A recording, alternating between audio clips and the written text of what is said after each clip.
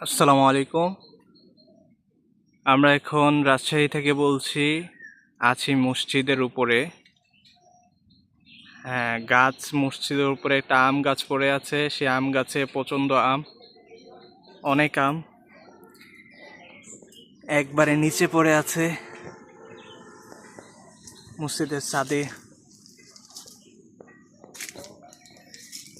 এই যে নিচে পড়ে আছে।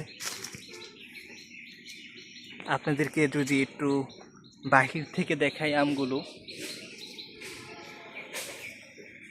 অনেক আম, মাশাআল্লাহ।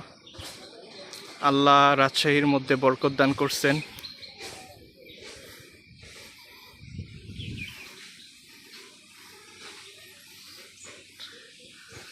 মাশাআল্লাহ, অনেক আম।